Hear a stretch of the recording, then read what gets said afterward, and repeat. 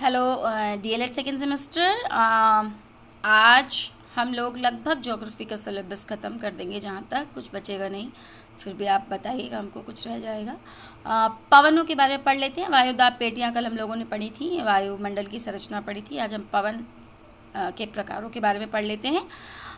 पृथ्वी के धरातल पर जो हवा उच्च वायुदाब से निम्न वायुदाब क्षेत्र की ओर बहती है और क्षैतिज रूप में जो गतिशील होती है, उस हवा को हम विंड कहते हैं।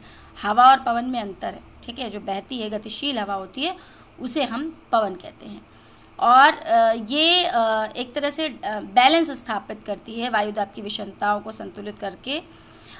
ऊर्ध्वाकार दिशा ऊपर की ओर गतिमान हवा जो होती है उसे वायुधारा कहते हैं। पवन और वायुधाराएं मिलकर वायुमंडल में एक संचार सिस्टम जो है वो स्थापित करती हैं।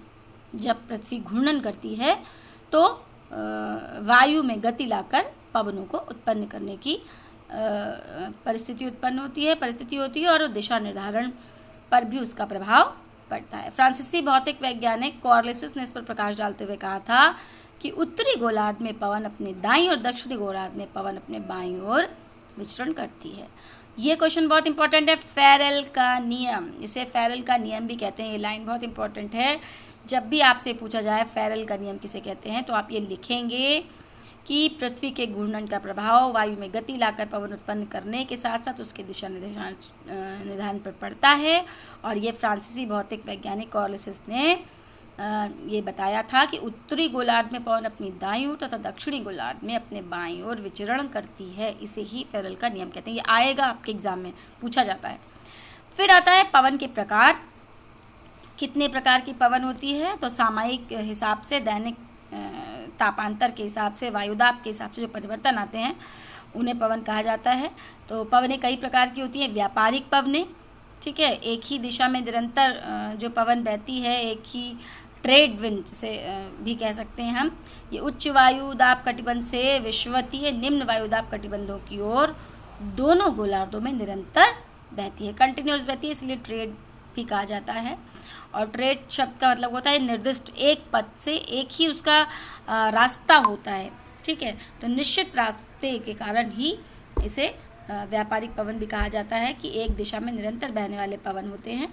और इसीलिए उत्तरी गोलार्ध में दक्षिण से उत्तर की दिशा की ओर ये बहते हैं। लेकिन कुछ जो फेरेल का नियम आता है, उन्होंने कहा कि उत्तरी गोलार्ध में ये दाईं ओर और दक्षिणी गोलार्ध में अपने बाईं ओर चले जाते हैं। ये व्यापारिक पवनें होती हैं जो है शांत और शुष्क होती हैं। जैसे जैसे आगे बढ़ती जाती हैं, जलाशयों में मिलती हैं, आगे बढ़ती हैं तो जल वाष्प से भर भी जाती हैं। आर्द्र और गर्म रूप में ये अस्थिर होकर वर्षा का कारण भी बनती हैं। फिर पछुआ पवनें भी उत्तरी गोलार्ध की दिशा से दक्षिण पश्चिम से उत्तर पूर्व की ओर होती हैं, ठीक है। और दक्षिणी गोलार्ध में जल का विस्तार अधिक है, उसके कारण पछुआपन उत्तरी गोलार्ध से ज़्यादा तेज़ी से बहती हैं। वैसे 40 डिग्री से 65 डिग्री, और इसमें आप पछुआ पवनों में ही आपको चालीसा जो 40 डिग्री और 60 डिग्री साठा, तो इनको भी गरजते चालीसा और बरसते जो कहा जाता है साठा ये क्वेश्चन पूछा जाता है। ये आप ध्यान रखिए, गरजते चालीसा और साठा वाला जो क्वेश्चन है वो आप पढ़ लीजिएगा। सामयिक पवन समय के अनुसार, मौसम के अनुसार जो पवनें चलती हैं। मानसून में ऐसी पवनें चलती हैं एक दिशा से दूसरी दिशा में, जाड़े में एक दिशा में, गर्मी में दूसरी दिशा में। और स्थलीय समीर, समुद्री समीर, ठीक है, घाटी समीर, इन सबको जो सामयिक पवन के अंतर्गत यानी सीजनल होती हैं, सीज़न के हिसाब से पवनों में परिवर्तन होता है।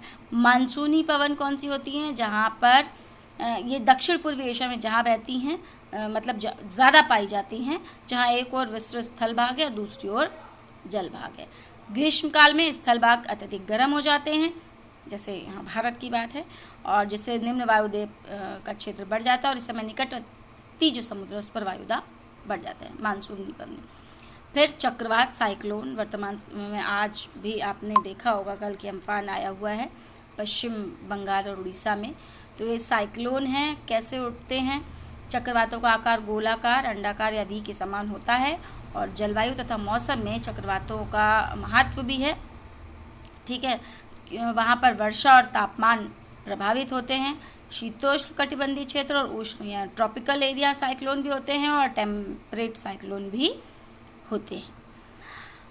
और कुछ चक्रवात जैसे उष्णकटिबंधीय hurricane, typhoon, tornado, willy willy cyclone, ठीक है। और अभी आज आप एक नया नाम अम्फून, ठीक, ये भी आप ऐड कर लीजिए, चक्रवात ये। एंटी साइक्लोन, इसमें वायु व्यवस्था चक्रवात के विपरीत होती है, ठीक है। और चक्रवात, प्रति चक्रवात इन्हें कहते हैं। प्रति चक्रवात का मतलब जो साइक्लोन जिस गति से आ रहा है, अगर दक्षिण से उत्तर की ओर है तो ये उत्तर से दक्षिण की ओर होंगे। निम्न वायुदाब, बाहर की ओर निम्न वायुदाब रहता है। और चक्रवात की अपेक्षा प्रति चक्रवात में समदाब रेखाएं, जो वायु की दाब रेखाएं होती हैं, वो दूर दूर होती हैं और पवन की गति मंद हो जाती है। प्रति चक्रवात उत्तरी गोलार्ध में क्लॉकवाइज और दक्षिणी गोलार्ध में एंटी क्लॉकवाइज चलते हैं। तो ये आपका पवनों से रिलेटेड आपका टॉपिक हो गया और ये पवन आज हमने समाप्त कर दिया। आज के लिए अब इतना ही।